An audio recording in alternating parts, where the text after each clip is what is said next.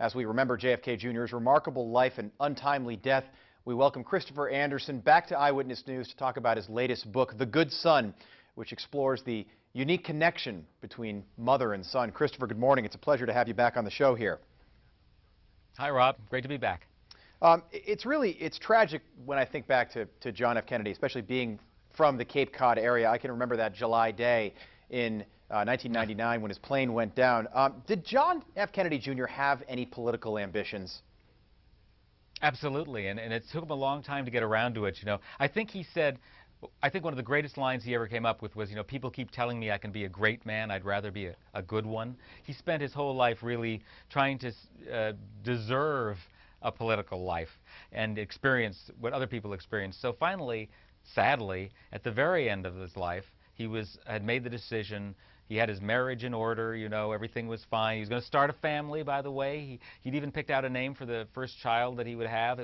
He wanted to call the child Flynn because it worked for both a boy and a girl. But he was going to run for the Senate. He's going to run for the New York Senate seat, being vacated by Daniel Patrick Moynihan. Hillary Clinton wanted that seat. It was the seat that was to launch her career, but she was very afraid that John would throw his hat in the ring at the last minute, and indeed that's exactly what he planned to do.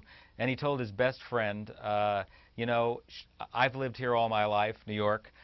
She's a carpetbagger. She's never spent any time here. So wait till Hillary gets here. She'll have her head handed to her. I mean, he was going to play hardball. That's interesting because I think the political landscape, it would be different. Yeah, that's remarkable. I didn't realize that he actually had plans in motion to run for that Senate seat, and it's interesting because the Kennedys and Clintons were very close. Let's talk a little bit about what happened in July there. Now, he was running George magazine, his political magazine that sort of blended Hollywood and politics, and similar to a Vanity Fair with a political, sort of coming from a political angle. But he went and took off from an airport. He was about an hour late taking off, and about an hour later, tragically, he, his wife, and his wife's sister died right outside of Martha's Vineyard. Astounding that they died within sight of Jackie's estate on Martha's Vineyard. The wreckage from the crash washed up on the beach there. Tragic. I think everybody remembers where they were when they heard the news. Right. Just like Diana's death 2 years before.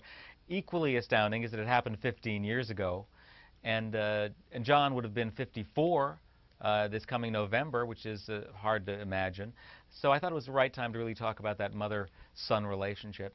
Yeah, it's unbelievable that it's been so long now, too. You mentioned Princess Diana. Now, Jackie wielded a lot of influence over John F. Kennedy Jr.'s affairs with public figures, Madonna, Sarah Jessica Parker, Daryl Hannah. Did he ever have an affair with Princess Diana?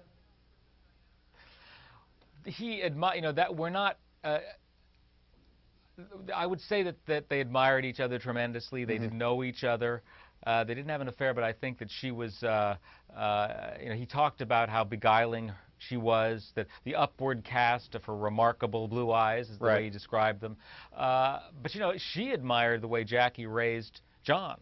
And she said that she hoped that William would be able to handle the press and the pressure as well as John had been handling it up until that point. And she said this just a few days before she died. So all of these coincidences are remarkably odd and eerie.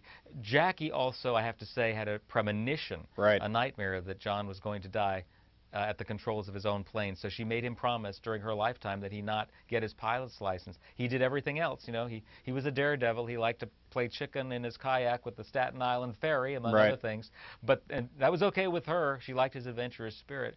But she didn't want him flying a plane, and so he didn't until after she died. And I think if I were part of the Kennedy family, I'd probably stay out of planes. Joe, Kick, Ethel's parents, and Teddy almost passed away in a plane in 1964 heading back to Massachusetts to accept the nomination. Was JFK Jr., who, like you said, was constantly in motion, was he a fatalist like his father? Why did he take all these extreme risks? I don't think he was a fatalist. I think that somehow he was being protected, by unseen forces. I don't think he thought ill would ever come to him. So there's a little hubris at work here. But a lot of this had to do with the fact that he had to constantly be in motion. He was a man in motion. He was, we remember him rollerblading through the streets of New York and kayaking and swimming and working out. All of his friends said, "Why are you doing this constantly?" And he said, "Look, I'm afraid if I stop and think of everything that's happened to my family, of everything that's expected of me, I'll just sit down and fall apart." Right. So I've got to keep moving. Christopher, we are tight on time. There are a lot of questions about the status of his marriage with Caroline Bessette at the time of that crash. I guess we'll never know. But final question, in your opinion, would JFK Jr. have ever run for the presidency? I think he would have, and I think Jackie expected him to. She said, you know, one of the notes she left for him at the time of her death was, you know, you especially have a place in history. And I think she always felt that. But the important thing to her was first that he be, you know, the kind of man of character, and that he, in fact, I think became. Once again, if you ever met him, you realize that he was not like any other Kennedy. He was extremely grounded and just a regular, I mean, don't want to sound trite or cliche, but just a nice, nice guy. And that was because of his mom.